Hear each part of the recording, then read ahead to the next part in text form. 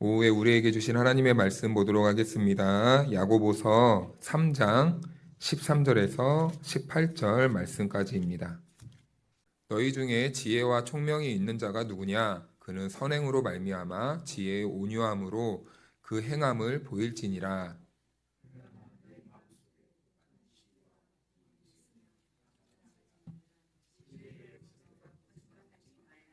이러한 지혜는 위로부터 내려온 것이 아니요 땅 위의 것이요 정욕의 것이요 귀신의 것이니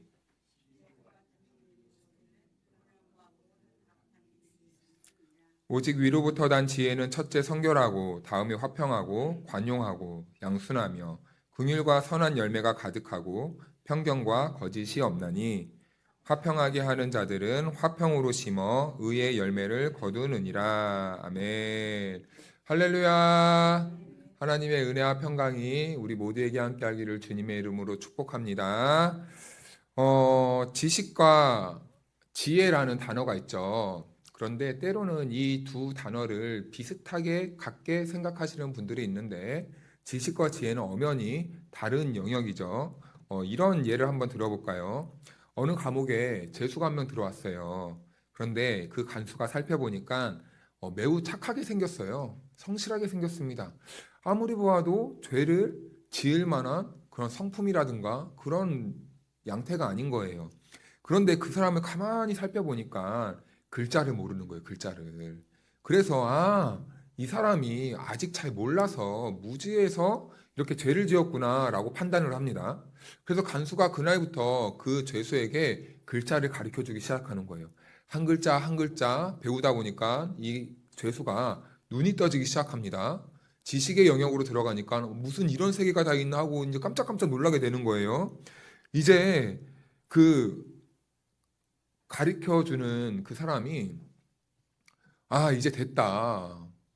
이제 사람이 계몽이 되고 있구나. 달라지고 있구나. 그러면서 이제 출석 날이 다 됐습니다. 그래서 이제 간수장이 이 죄수에게 나가기 전에 우리 다시는 여기서 만나지 맙시다. 다시는 이런 데 들어오지 마십시오. 나가서 성실하게 잘 배운 대로 살면 좋겠습니다. 하고 보냈습니다. 그러다가 얼마 뒤에 다시 어떤 죄수가 감옥에 들어왔어요. 근데 어디서 낯이 익어요. 그래서 가만히 보니까 얼마 전에 출소했던 그 죄인인 거예요. 그래서 아니 어쩌다가 이렇게 들어왔습니까? 라고 하니까 뭐라고 말하는지 아십니까? 무슨 제목입니까? 라고 물어보니까 공문서 위조죄입니다. 공문서 위조죄. 글을 몰랐다라면 차라리 죄를 안 지었을 텐데 오히려 글을 깨우치고 나니까 이 사람이 더 지혜롭게 죄를 지어버린 거예요. 여기에 깊은 교훈이 하나 있지 않습니까? 이 사람은 지혜가 없었던 것입니까? 아니면 지식이 없었던 것입니까? 지식이 없었던 게 아니었던 거예요. 지혜가 없었던 거예요. 이 사람은 지식이 있든지 없든지 이 사람이 생각하는 건요, 그 지혜를 잘못 활용해서 악한 일에 자기의 삶을 사용하고 있었다는 겁니다. 이것은 지식의 있고 없고의 유무가 아니었어요. 그 사람이 그 사람에게 있던 지혜를 옳지 못한 방향으로 이렇게 사용했던 거예요. 그래서 어떤 사람은 지혜를 이렇게 정의합니다. 지식을 바르게 사용하는 인격과 기술의 총체이다. 다시요, 지혜는 지식을 바르게 사용하는 인격과 기술의 총체이다. 네. 히브리 말로 그래서 지혜를 호크마라고 해요. 그래서 이 말은요, 단순히 하나님에 대한 이 정보를 안다는 차원이 아닙니다. 하나님의 대한 이 지식을 내가 몸으로 직접 경험해 보고 난 후에 안다라는 거예요. 이것이 바로 지혜라는 거예요. 왜 이런 말이 가능하냐면 우선 성경에서는요, 여호와를 경외하는 것이 무엇의 근본이라고 합니까? 지혜의 근본이다. 여호와를 경외하는 것이 참 지혜다라는 것을 이렇게 말해요. 그런데 그 지혜는 어디서부터 오냐면 하늘에부터 오는 지혜예요. 여호와를 경외하는 그 지혜는요, 우리 안에서 자연스럽게 발생하는 것이 아니라 하늘로부터 내려오는 지혜다라는 겁니다. 그래서 그 지혜를 받은 사람들, 하늘에서부터 내려오는 그 지혜를 받은 하나님을 경외하는 지혜를 받은 사람들의 특징이 있다면 그 지혜를 주신 하나님께 대한 경외심과 동시에 감사가 흘러 넘친다는 거예요. 그래서 그들의 삶은요, 항상 어떠한 환경 속에서도 하나님께 감사하는 인생을 살더라라는 것입니다. 그런데 우리는 때때로 불행하게도 하나님의 말씀을 아는 차원에만 머물러 있을 때가 있다는 거예요. 우리가 이것을 지식적으로 그리고 또 추상적으로 그냥 아는 내용으로만 우리가 이 정보를 아는 데만 끝날 때가 있다는 거죠. 이 말씀을 우리들의 삶에서 순종함으로써 경험하는 그 놀라운 하나님의 지혜를 경험하지 못할 때가 있다라는 것입니다. 그래서 우리는 때로는 우리가 예수님이 누구신 줄 알아요. 누구신 줄 압니다. 그래서 성경에서는 이 안다는 말을 야다라는 말인데, 이것은 남성이 여성과의 관계를 통해 서로가 서로를 알아가는 과정을 이 야다, 안다라고 해요. 그래서 예수님이 누구신가? 예수님은 우리를 돕는 자시고 예수님은 우리와 함께 하시는 분인데, 이것을 지식으로만 알다 보니까 우리가 어려운 순간에 예수님을 의지해야 되는데 하면서도 누구를 먼저 찾고 무엇을 먼저 의지합니까? 돈을 찾고 사람을 찾고 어떠한 지혜를, 세상의 지혜를 쫓는 이런 현상이 나타난다는 것이죠. 이것은요, 예수 그리스도를 우리가 안다라고 말은 하고 있지만 진짜 경험하지 못했기 때문일 수도 있다라는 거예요. 왜냐하면 우리가 살다 보면 어려운 일이 많이 있습니다. 그런데 우리가 어려운 일이 생길 때 어떠한 사람에게 가서 도움을 청했어요. 이 사람이 흔쾌히 도와주는 거예요. 그러면요, 우리가 나중에 똑같은 일로 똑같은 문제가 생겼을 때 누구를 찾아가겠습니까? 내가 한번 경험해 본 사람을 찾아가는 거예요. 나를 먼저 도와준 사람을 한번 찾아가는 겁니다. 이게 바로 몸으로 익힌 내가 체득한 지혜예요. 자, 그런데 예수 그리스도를 우리가 잘 알고 하나님은 우리가 믿노라 하면서도 우리가 아는 지식에만 단순히 머물러 있다면 어쩌면 우리들의 신앙생활에는 그 하나님을 아는 지혜와 지식, 그리고 예수 그리스도 아는 지식이 능력으로 나타나지 않을 때가 있다는 겁니다. 그러니까 계속 우리는 예수님을 바라봐야 됩니다. 예수님을 믿어야 합니다. 나도 알아. 역으로 한번 질문 드려보면, 아는데 왜 낙심하십니까? 아는데 왜 실망하십니까? 아는데 왜 좌절하십니까? 아는 것과 우리가 체험하는 것은 다른 영역이기 때문이에요. 우리는 정보로만 때로는 예수님을 알 때가 있지, 정말 힘들 때 내가 힘들고 괴로워도 끝까지 줄을 붙잡는 그런 신앙으로까지는 이어지지 않을 수가 있다라는 거예요. 그래서 여기서 안다라는 것은 내 몸으로 직접 그 지혜를 경험해 본 거예요. 느껴본 겁니다. 그래서요, 하나님은요, 이스라엘 백성들을요, 가나안 땅에 들을 때 아무것도 하지 마. 걸어가기만 해봐. 그 땅 밟기만 해봐. 누가 주신대요, 그 땅을? 하나님이 주신대요. 이스라엘이 해야 될 건 무엇입니까? 밟기만 하면 돼요. 근데요, 그것을 밟아보면 아는 것이지 밟기 전에 아는 건 아니잖아요. 이 땅이 정말 내 땅이 되는지 안 되는지 밟아본 사람만 안다는 겁니다. 근데 우리는 여기에서 머뭇거린다고요. 순종으로 이어지지 않고 아는 것에서만 머물러서요. 그래서 우리들의 삶에 능력으로 드러나지 않는다는 것이죠. 그래서 하나님의 말씀에 순종해 보니까 그것이 맞더라. 그것이 맞았어. 그러니까 여호와를 아는 것이 지혜의 근본이다라고 말한 이 솔로몬은요, 내가 하나님의 말씀에 순종해 보니 그게 진리더라. 그러니까 모든 지혜의 근본은 하나님께만 있더라. 그래서 우리가 경외해야 될 분은 누구라고 말합니까? 솔로몬은 하나님, 여호와 하나님이다라는 것을 이렇게 말하는 거예요. 그러니까 지혜가 있는 사람은요, 자연스럽게 맞아. 하나님의 말씀에 순종하면은 내가 이런 복을 누릴 수 있지, 이런 은혜를 누릴 수 있지 하니까요, 그 지혜를 따라서 하나님의 말씀이 있는 순종의 자리로 나아가는 것이에요. 그래서 그 말씀을 믿고 따라가는 사람들, 순종하는 사람들에게 성경은 어떤 사람이라고 말하냐면 지혜 있다라고 말하는 겁니다. 지혜 있는 사람들, 이렇게 말을 하는 거예요. 그래서 오늘은 이 두 가지 지혜가 두 가지가 나오는데, 땅의 지혜와 하늘의 지혜에 대해서 나옵니다. 오늘은 다 나누지 못하겠지만 할 수 있는 데까지 하고, 일단 오늘 이 본문은 땅의 지혜와 하늘의 지혜에 대해서 말씀을 하고 있는데, 그렇다면은 제가 너무나 간단한 질문을 한번 해드리겠습니다. 여러분들은 땅의 지혜로 살고 계십니까? 하늘의 지혜로 살고 계십니까? 하늘의 지혜로 살고 있죠. 그런 줄로 믿습니다. 우리의 마음은 늘 하늘의 지혜를 갈망해요. 이게 우리의 솔직한 우리 영혼의 마음입니다. 하나님을 믿는 사람들은. 그런데 우리가 하늘의 지혜로 살고 싶지만 그래도 문득문득 땅의 지혜가 막 생각날 때가 있어요. 하늘을 바라보며 살고 싶지만 문득문득 우리가 하늘의 땅의 것을 쫓아가려고 하는 이런 나도 알지 못하는 그런 본성, 심리가 있다는 말입니다. 왜 그렇습니까? 우리 안에는 날 때부터 내가 원하지 않든 원치 않았든 죄가 있기 때문이에요. 모든 인간은 죄인이기 때문에 그런 겁니다.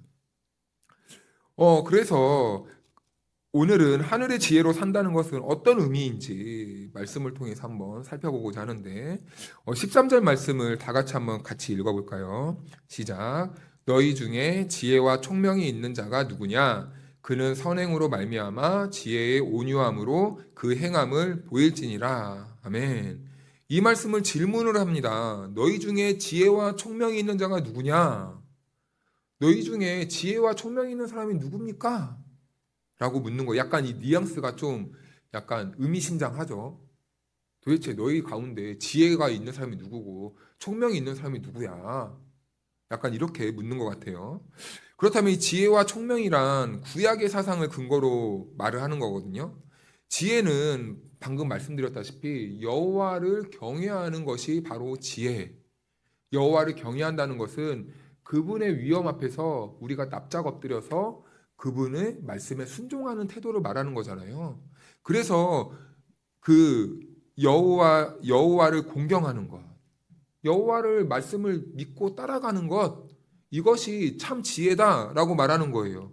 이렇듯이 야고보 사도는요, 모든 지혜가 내 속에서 나오는 지혜가 아니라 누구로부터 나오는 지혜라고 합니까? 하나님으로부터 나오는 것, 하늘에서부터 오는 것, 이것이 성도들의 참 지혜라고 말하는 겁니다. 그래서 본문의 말씀을 보니까 지혜가 있으면요, 두 가지 모습을 보이라고 하네요. 첫 번째로는요, 선을 행함이라고 말합니다. 그리고 두 번째는 지혜가 있는 사람은 선을 행함과 동시에 온유함으로 해야 된다라고 이렇게 말해요. 그렇다면 우리는 선을 어떻게 행할 수 있습니까? 우리에게 도덕적인 이런 참 그런 지식이 있고 우리가 규범을 잘 지킬 수 있는 능력이 있어서 우리가 선을 행할 수 있는 겁니까? 그게 아니다라는 겁니다. 야고보서 1장 18절 말씀을 제가 몇 번 반복해서 읽고 있는데 우리 펴서 읽어볼까요? 18절 말씀을 우리 크게 한번 읽어보도록 하겠습니다. 1장 18절 시작. 그가 그 피조물 중에 우리로 한 첫 열매가 되게 하시려고 자기의 뜻을 따라 진리의 말씀으로 우리를 낳으셨느니라. 아멘. 자기의 뜻을 따라 우리를 진리의 말씀으로 낳으셨느니라. 하나님의 말씀으로 우리를 잉태했다고 합니다. 그래서 우리는 거듭났는데 예수 그리스도의 말씀으로 우리는 거듭났다라는 거예요. 자, 그렇다면 우리가 우리의 죄 많은 인생에 하나님의 말씀이 찾아오셔서 우리와 하나님의 말씀이 다시 결혼을 해서 우리가 거듭났다면 그때부터 우리의 삶에서 나오는 것은 무엇입니까? 라고 질문한다면 바로 진리의 말씀의 삶이라는 거죠. 그렇다면 여기서 말하는 선은 무엇인가? 바로 이 진리의 말씀을 따라 사는 삶을 선한 삶이다 라고 말합니다. 자, 그런데 우리가 이 선한 열매를 맺기 위해서는요, 탄탄대로만 있는 게 아니에요. 우리가 뱃길을 가다 보면은 큰 파도도 있고 비바람도 몰아치고 파도도 치고 배를 때로는 삼키려는 그런 엄청난 그런 자연재해도 일어날 때도 있고 뭐 이런저런 일들이 많이 일어납니다. 그런데 우리가 이 선의 열매를 맺기 위해서 우리의 삶에도 여러 가지 일들이 일어나요. 우리가 예수 그리스도의 말씀을 붙잡고 그래 내가 오늘은 예를 드는 겁니다. 내 마음이나 내 입술로 욕을 하지 않겠어. 근데 지나가던 웬 원수 같은 남편과 자녀가 내 속을 막 긁어놓네요. 그러면은 내 속에서 저런 썩을 놈 막 이런저런 막 갑자기 내가 결단했던 것들이 막 나오려고 한단 말입니다.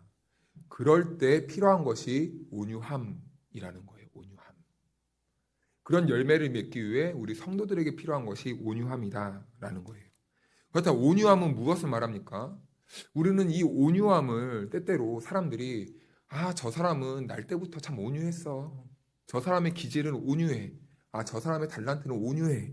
이렇게 말할 수가 있는데 반은 맞지만 사실은 기독교적인 관점에서는 틀린 말입니다.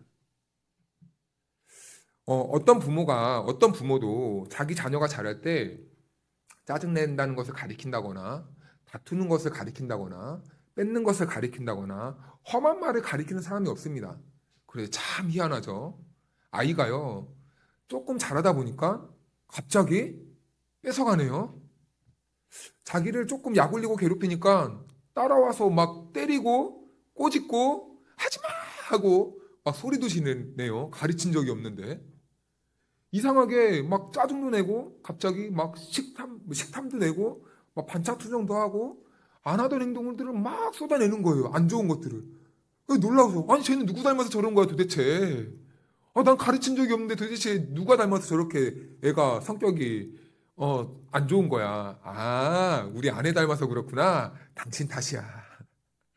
이렇게 생각을 할 때가 있다라는 겁니다. 그런데 어른들은 또 어떻습니까? 아이들만 그렇습니까? 우리 어른들에게도요, 참 이상한 기질들이 많이 나와요. 그래서요, 온유함이라는 것은요, 사실은 기질적인 요소가 아니라는 거예요. 그러면 온유함은 무엇인가? 우리 기독교적으로 봤을 때는요, 이 온유함을 이렇게 설명합니다. 외부에서부터 오는 그 힘에 의해서 통제되고 절제되는 것.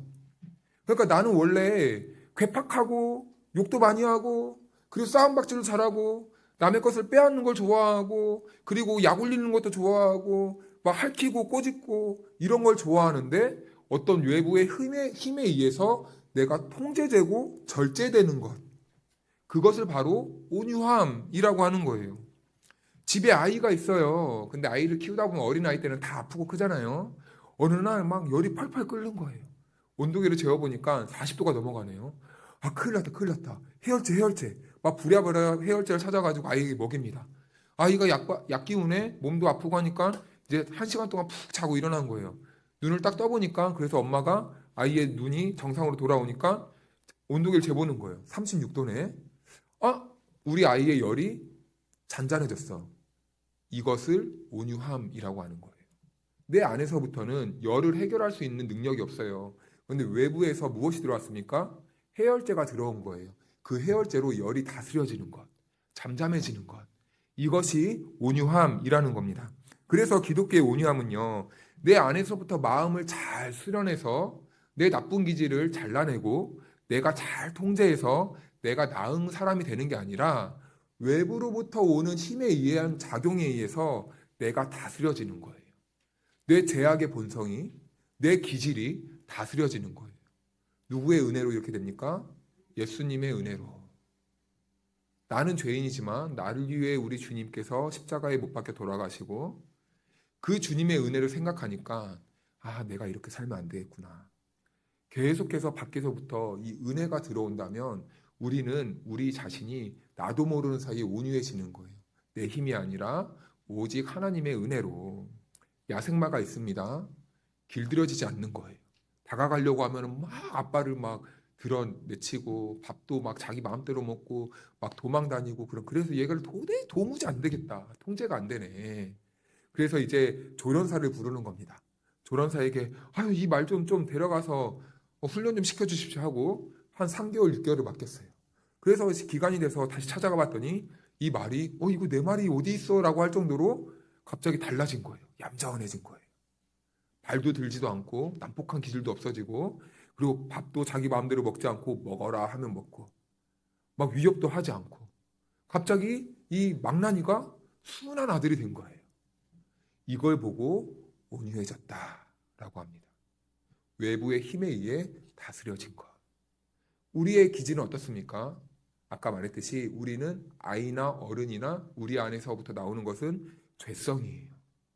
그래서 우리는요, 온유해지고 싶지만 온유해질 수 없는 그런 타고난 기질을 가지고 있습니다. 그런데 우리가 온유해질 수 있는 방법은 무엇입니까? 예수 그리스도의 은혜 때문에. 자, 그래서 우리는 선한 열매를 맺어가야 되는데 우리의 기질로는 이 열매를 맺어갈 수 없어요. 그래서 우리는 이 선한 일을 감당해야 되는데 감당할 능력이 없습니다. 그럼 우리는 이 상태로 절망할 것인가? 우리는 평생 선한 열매를 하나도 맺지 못하고 살 것인가? 그게 아니라는 거죠. 그럴 때 우리를 온유하게 해주시는 그 은혜가 와야 된다는 겁니다. 그래서 성도는 그 온유함의 은혜로 인하여서 열매를 맺어지게 된다는 것이죠. 그래서 에베소서 5장 우리 18절 말씀을 한번 찾아볼까요? 에베소서 5장 18절.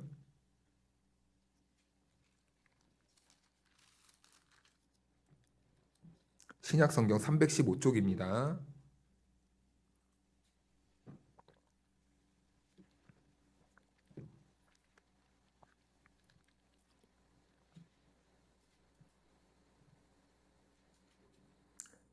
에베소서 5장 18절.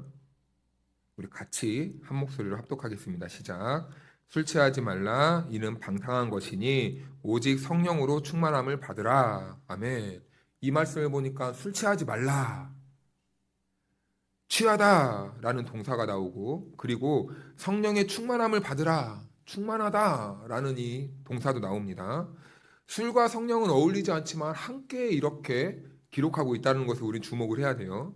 그런데 한 문장에서 이렇게 취하다와 충만을 함께 사용하는 이유는 이 단어가 사실은 같은 뿌리에서 나왔기 때문이에요. 취하다와 이 충만하다. 그래서 우리는 단순히 술을 많이 먹으면은 사람이 취하게 되는구나 라고 말을 하지만 정확한 의미로는 알코올이 사람 몸에 들어가면 혈관을 타고 올라가서 사람의 이 중추신경을 마비시킨다고 합니다. 그래서 그때부터 사람은 이제 취하게 되는 거예요. 술을 많이 먹든지 조금 먹든지 중요한 게 아니라 알코올이 들어가서 알코올 성분이 우리 몸에 들어가면 중추신경을 마비시켜서 그때부터 취한 것처럼 보이게 된다는 거죠. 그래서 어떤 사람들은 막 몸도 가누지 못하고 막 혀꼬부라진 소리를 막 하고 막 실언을 하고 막 안 하던 행동도 하고 그래서 이 젊은 날 이 누구에게 고백하고 싶은데 이 고백할 용기가 없으면은 무슨 힘을 빌려서 고백을 합니까? 술의 힘을 빌려서 치사하죠. 세상에 자기가 이렇게 용기 내서 말도 못할 거면서 술의 힘을 빌려서 남의 힘을 빌려서 고백을 하고 이게 무슨 진심입니까? 아무튼 그렇게 술의 힘을 빌려서 자기가 자기 몸도 못 가누게 되고 이런 경우가 있다라는 거죠. 그래서 이 사람은요 그때부터 무엇의 지배를 받게 되는 겁니까? 술의 지배를 받게 되는 거예요. 그래서 성경은 우리들에게 술을 취하지 말라라는 거예요. 왜 그렇습니까? 우리는 그리스도인인데 우리는 술의 영향, 다른 외부에서 오는 그런 영향을 받으면 안 된다는 거예요. 그럼 우리는 누구의 영향을 받아야 되는가? 성령의 충만함을 받으라. 한마디로 성령으로 취해라 라는 겁니다. 성령의 지배를 받으라 라는 거예요. 성령의 다스림을 받으라 라는 겁니다. 성령으로 인하여서 온유해져라. 너희의 기질을 발휘하지 말고 성령의 충만함을 받으라. 성령의 지배 아래 있어라. 우리가 참 평상시에는 과속을 막 하다가도 갑자기 전방 500m 앞에 카메라가 있습니다 하면 어떻게 합니까? 속도를 줄여요. 왜 그래요? 우리를 감시하니까 그 카메라의 영향 아래 있으니까. 자, 그런 것과 같이 우리가 성령의 그 지배 아래 있으면요. 우리가요 그렇게 온유해지는 거예요. 내가 막 과속을 하고 싶다가도 참게 되는 거예요. 내가 막 욕을 하고 싶다가도 참게 되는 거고 내 안에 분노가 막 쏟아져 나오는 것 같아도 참게 되는 거예요. 왜요? 우리를 지배하시는 성령님이 우리와 함께 하시기 때문인 거죠. 그렇다면 이제 하늘의 지혜와 땅의 지혜를 대비해 보고자 하는데 우린 다 하지 못하고 오늘 한 가지만 한번 살펴보도록 하겠습니다. 우리 야고보서 3장 14절로 다시 한번 가볼까요? 신약성경 374쪽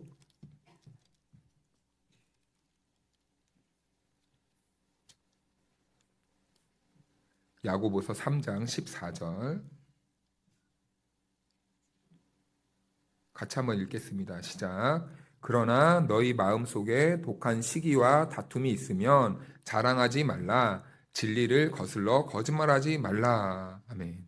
여기에는 네 가지의 이 부정적인 단어가 나오네요. 시기, 다툼, 자랑, 거짓말입니다. 그런데 이것은 어쩌면 하나의 덩어리를 이루고 있어요. 우선 이 네 가지가 땅의 지혜를 말하는 거거든요. 근데 땅의 지혜 중에 맨 앞에 나온 게 시기입니다. 시기는 왜 일어납니까? 내 안에 컴플렉스 때문에 나오는 거예요. 내 안에 연약함 때문에 시기심이 나오는 겁니다. 내가 하지 못하는 것을 상대방이 했을 때 시기심이 나오는 거예요. 특히 이런 사람들은 주로 자기에게 있는 것을 감사하지 못할 때, 남이 가진 달란트가 더 특별해 보일 때, 그래서 그러한 컴플렉스로 인해서 시기심이 발동하게 되는 거죠. 예수님에게 이런 상태를 가장 준엄하게, 예수님에게 이런 상태에 있는 사람들이 가장 준엄하게 책망받았던 그룹들이 있어요. 바리새인들과 서기관입니다. 이 사람들은요, 예수님에 대해서 진리에 대항한 그 근거가 바로 이 시기 때문이었어요. 예수님이라는 진리가 딱 자기들의 이 삶에 드러나게 되니까 자기네들이요, 부끄러워지는 거예요.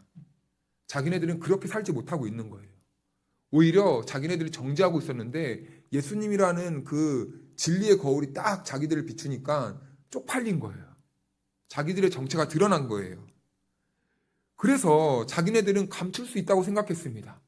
그런데 자기들의 흉측하고 더러웠던 모습들이 예수님으로 말미암아 드러나게 된 거예요. 그래서 그들은요, 자기들의 이 잘못과 허물을 감추기 위해 예수님을 어떻게 합니까? 죽이려고 했던 거예요. 죽이려고 했던 거예요. 그러니까 그들은요, 예수님을 대항한 이유가요, 시기심 때문에, 예수님 때문에 자기들의 이 허물들이 막 드러나는 그 시기심 때문에. 누군가가 이런 말을 했습니다. 무능력 질투증. 무능력 질투증. 이건 무슨 말일까요? 알 것 같은데 약간 좀 긴가민가 하시죠? 무능력 질투증. 상대방을 질투하는 이유가요, 나에게는 상대방에게 있는 능력이 없기 때문이에요. 상대방은 노래를 너무 잘해 사람들에게 막 칭찬을 받는데 나에게는요, 아무리 노력을 해도 저 사람에게 있는 달란트, 저 노래에 대한 그 특기를 따라잡을 수 있는 힘이 없는 거예요. 그러니까 나의 안에서는 시기심이 막 올라오니까 내가 저 사람보다 잘 될 수는 없고, 그런데 저 사람이 잘 되는 꼴은 싫고 성공하는 거는 싫고, 나는 실력은 없는데 상대를 이기고 싶은 거예요. 그러니까 상대를 이기고 싶은 마음에 선택할 수 있는 방법은 무엇입니까? 맨날 내가 노력해도 저 사람을 앞설 수는 없고, 아무리 내가 죽어나 일을 해도 저 사람보다 부자가 될 수 없으니까 우리는 어떻게 합니까? 은근히 비난하는 거예요. 은근히 비판하는 거예요. 그 사람의 허물을 들춰내려고 하는 거예요. 야, 저 사람이 저거 하는 게 저렇게 하는 게 맞아? 이렇게 막 말을 하는 거예요. 잘했다 칭찬은 못 해줄 망정? 왜 저렇게 하지? 야, 쟤는 좀 약간 의도가 불순한 것 같은데? 이런 식으로 말하는. 근데 문제가 뭔지 아십니까? 사람들은요, 이렇게 말하는 사람들에게 속아 넘어가요. 왜냐하면은 정의로운 척, 거룩한 척, 자기가 뭔가 되는 것처럼 이렇게 옷을 갈아입고 사람들에게 말을 전달하기 때문입니다. 그래서 속아요. 고린도 교회에도 네 가지 당파가 있었어요. 네 가지 당파가. 아볼로파, 게바파, 바울파, 그리스도파, 이렇게 네 파가 있었습니다. 이 사람들은 한 공동체 안에 있었는데 서로 주인이 되고 싶었어요. 서로 주도권을 잡고 싶었어요. 그래서요, 선을 딱 그어놓습니다. 이렇게 십자가로 딱 그어놓게 네 군데. 그래서 성도들에게 나는 이 파인데 넌 누구 파냐? 넌 어디로 들어올래? 넌 어디에 속할래? 넌 누구 편 들래? 너 내 편이야? 이리 와. 너 전의 편이야? 저리 가. 교회 공동체를 완전히 찢어놓았다는 거죠. 그러니까 교회 안에서 분쟁이 일어나고 싸움이 일어나는 거예요. 근데 이렇게 사람들은 왜 당을 갈라놓았을까요? 내가 싫은 사람이 잘 되는 꼴을 못 보니까. 질투하는 거예요. 시기하는 거예요. 그래서 네 편이냐 내 편이냐 선을 그어버리는 겁니다. 네 편 될래 내 편 될래. 참 이럴 때 나는 이 편도 되고 싶고 저 편도 되고 싶은 사람이 있으면 마음이 어떻습니까? 어려워요. 내가 이럴 바에는 내가 그냥 이 더러운 꼴 안 보고 만다 하고 그냥 또 떠나버리기도 하고 때로는. 그래서 이게 참 무서운 겁니다. 우리 고린도전서를 마지막으로 한번 찾아볼까요? 고린도전서 1장 28절 29절. 근데 오후 되니까 좀 이제 따뜻하고 저만 그런가 약간 좀 땀도 이제 조금씩 맺히네요. 참 잠도 잘 오고.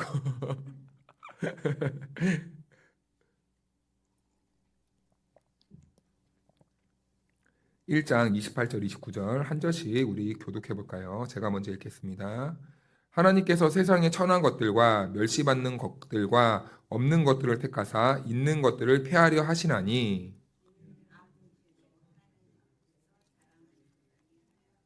아멘. 네. 우리는요, 하나님 앞에서 자랑할 수 있는 존재입니까? 없는 존재입니까? 없어요. 그런데요, 이 시기하는 사람들의 특징은 자기를 막 자랑하고 싶어 하는 거예요. 자랑하고 싶어 해요. 그러니까 남 잘 되는 꼴을 못 봐요.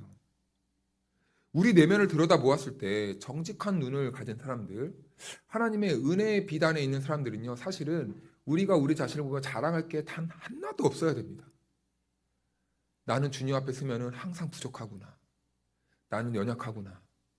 나는 항상 주님 말씀에 비춰보았을 때 나는 제대로 하나님의 말씀을 순종하는 게 없었구나. 그래서 바울도 그렇게 복음의 열정이 가진 바울도요. 나는 세상의 것이 아니라 나는 오직 그리스도의 십자가만 전한다. 이 말은 이 바울은요. 세상의 조건으로 따지면 자랑할 게 얼마나 많았습니까? 우리식으로 말하면은 참 이 부잣집 아들에다가 그리고 서울대도 나오고 서울대에서도 아주 촉망받는 학생이었고 조금만 더 있으면 뭐 교수의 자리까지도 갈 수 있는 온통 막 부와 명예를 다 얻을 수 있는 위치에 있었던 사람이 바로 사도 바울이었어요. 그런데 그가 지금 복음을 전하는 그 사도가 된 후에는요, 나는 십자가 외에는 아무것도 자랑할 것이 없다. 라고 이렇게 말을 합니다. 왜냐하면 자기 안의 의를 십자가 앞에서 보았을 때 자랑할 거리가 하나도 없는 거예요. 그런데 그전에는 자기가 십자가 앞에 섰을 때, 나는 십자가로 모를 때는, 나는 이런 사람이야. 나는 히브리인 중에 히브리인이고, 나는 로마의 시민권도 있고, 나는 가말리아에게 합하고, 나는 율법이라면은 흠 하나도 빠짐없이 다 지키며 살아왔어. 얼마나 이게 대단한 여러분 일입니까? 자기는 한마디로 나 엘리트 중에 엘리트다. 라는 거예요. 하지만 그는요, 그리스도를 만난 후에 모든 것들을 배설물로 여겼대요. 내가 십자가 앞에 서니까 나같이 이렇게 괴수 중에 괴수가 없더라. 내가 죄인 중에 죄인이더라. 내가 성도 중에 가장 꼴번이더라.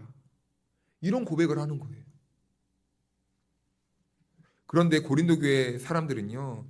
하나님이 주신 자기 것도 아니에요. 내가 자기 거면 말도 안 해요. 은사를 받았는데요. 자기 것도 아니라 하나님이 주신 거예요. 그런데 그것을 자기 것인 것 마냥 서로 자랑하고 그걸 가지고 팔을 가르고 넌 어떤 은사를 받았니? 너는 좀 별 볼 일 없는 은사인데 야 너는 무슨 사람이 너는 어떻게 너는 덕을 쌓았길래 너는 은사를 받냐? 에이 너는 좀 밑에 가서 저리 가 있어. 막 이런 계급을 나누고 그러면서 이렇게 다퉜다는 겁니다. 그런데 그 다툼의 중심에는 시기가 있었다는 거예요. 우리 그림 하나를 볼까요? 네. 이 그림 하나를 보면요. 좀 한가운데 보면요. 독한 시기, 이기적 야망. 이건 중심에 그리스도가 없는 사람들입니다. 그런데 위에 보니까 혼란스러워요. 그리고 또 맨 앞에 주황색 보니까 글씨가 잘 안 보이지만 모든 악한 일을 막 쏟아냅니다. 시기의 결과라는 거예요. 자기 중심에 그리스도가 없는 사람들, 시기하는 사람들. 그래서 분쟁과 다툼은 결국 어디서부터 시작됩니까? 시기심. 시기는 왜 나오죠? 자기를 드러내 보이려고. 자기를 결국엔 자랑하고 싶어서. 내가 저 사람보다 더 우월합니다. 내가 저 사람보다 더 낫습니다. 라는 것을 어떻게든 내가 들춰내고 싶어서. 그래서 시기는 결국 다툼이고 경쟁으로 이어지는 거예요. 내가 저 사람보다 더 낫죠? 에이, 저 사람 하는 거 봐요. 저거 올바른 거 아니라니까요. 저 사람 이상합니다. 믿음이 없어요, 믿음이. 순수하지 않아요. 자기의요, 자기의. 저 사람 태도 좀 보세요. 어떻게 저렇게 뻔뻔합니까? 전 진짜 믿음 있는 사람이 아니라니까요. 이런 식으로 계속. 아이, 저 사람, 요즘은 막 목사들끼리도 많이 막 서로 비판하잖아요. 참 부끄러운 모습인데, 좀 서로 칭찬 좀 해주면 얼마나 좋아요. 근데 목사가 목사를 막 비판을 해요. 저 사람 말하는 거, 저거 복음 아니야, 저거 복음 아니야. 아직도 누가 저렇게 기복신앙을 전하고 있어. 막 이렇게 서로 깎아내리는. 근데 가만히 보면 세상적인 현실을 보면요. 그렇게, 이거 제가 제 얼굴에 침 뱉길 수도 있는데, 그렇게 비판하는 사람은 주로 어떤 위치에 있냐면, 오히려 세상적인 기준으로 보았을 때는 오해하지 마십시오. 정말 그렇다는 건 아니고 작은 교회 목사들이 큰 교회 목사들을 그렇게 비판합니다. 왜냐하면 그래야 우리 교회가 저 교회보다 낫다는 것을 성도들에게 설득할 수 있는 거거든요. 참 이게 씁쓸한 현실이긴 한데, 이게 어떻게 보면 우리 인간의 연약함이 이런 식으로 드러나는 거죠. 그래서 우리 강단에서는 항상 이런 비교의 언어라든지 아니면은 이런 언어들이 참 없어져야 돼요.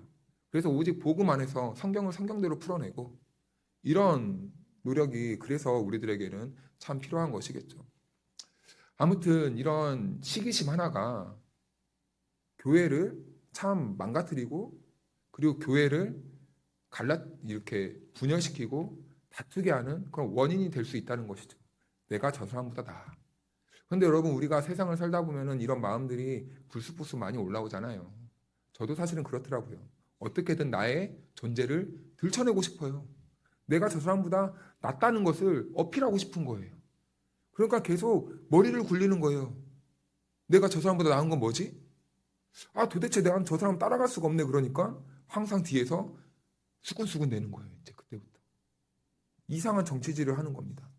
멀쩡한 사람을 그냥 난도질 시켜버리는 거예요. 여론으로. 이런 일은 절대 일어나서는 안 되겠죠. 그런데 이럴 때 우리는 어떻게 해야 됩니까? 온유해져야 돼요. 어떻게 온유해질 수 있습니까? 그리스도의 은혜로. 우리가 이제 세상으로 나아갑니다. 세상으로 나아가면요, 우리를 늘 비교하고 그리고 우리를 늘 마음을 어렵게 해요. 여러분, 그럴 때 우리는 온유해져야 된다고 말씀하죠. 그 온유는 어떻게 되죠? 그리스도의 십자가의 은혜로 우리가 통제당하고 우리가 은혜 안에서 다스림을 받을 수 있게 되는 거예요. 그래서 우리에게 필요한 것은 무엇입니까? 십자가 은혜다라는 거예요.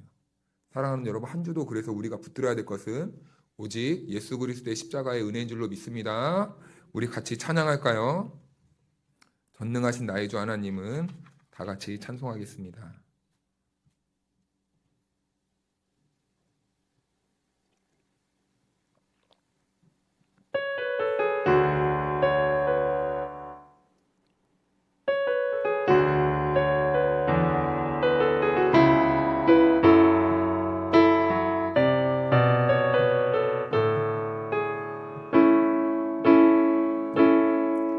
전능하신 나의 주 하나님은 능치 못하실 일 전혀 없네.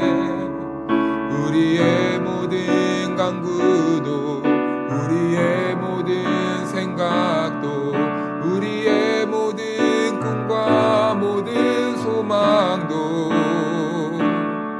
신실하신 나의 주 하나님은 우리의 모든 괴로움 바꿀 수 있네. 불가능한 일 행하시고 죽은 자를 일으키시니 그를 이길 자 아무도 없네. 주의 말씀 의지하여 믿음으로 금을 던져 오늘 그가 놀라운 일을 이루시는 것 보라. 주의 말씀 의지하여 믿음으로 금을 던져 믿는 자에게 능치 못함 없네. 우리 시간 같이 기도할까요? 오늘 하나님께서는 우리가 하늘의 지혜로 살아가길 원하십니다. 그 하나님의 지혜는 우리가 하나님의 말씀대로 사는 것이죠. 우리가 하나님이 있음을 인정하고 그 하나님 앞에서 우리가 사는 것입니다. 그런데 땅의 것을 쫓아가는 사람들의 특징은 오늘 보니까 참 이 시기로 인한 다투, 그리고 시기로 인한 이 분쟁, 거짓말, 여러 가지 것들이 있었습니다. 그런데 우리도 세상 가운데 있다 보면요, 그러한 물결 속에 함께 있다 보면 우리도 그러한 인생을 살 수밖에 없어요. 그런데 그럴 때 필요한 것이 무엇입니까? 우리에게 온유해져라 라고 말씀하십니다. 그 온유함은 어디서부터 옵니까? 바로 예수 그리스도의 십자가. 그래서 사도 바울은 나는 십자가만 자랑한다 라고 말을 합니다. 여러분, 우리가 세상을 이길 힘은 어디에 있습니까? 바로 그 십자가의 은혜를 붙잡는 것입니다. 십자가의 은혜를 붙잡을 때 우리 안에 요동치는 모든 잭선들이 바로 온유해지는 거예요. 그래서 여러분, 우리 같이 기도할 때 하나님, 이번 한 주간도 제가 그리스도의 십자가의 은혜 안에 살기 원합니다. 우리 같이 기도하며 나아가겠습니다. 지금은 우리 구주 예수 그리스도의 크신 은혜와 우리 하나님 아버지의 측량할 수 없는 사랑하심과 보혜사 성령님의 교통하심과 충만하심이 오늘 주신 말씀을 기억하고 어떤 상황 속에서도 예수 그리스도의 십자가만 바라보며 살기를 결단한 성도 한 사람 한 사람 위에 영원토록 함께해 주시기를 간절히 축원하옵나이다. 아멘.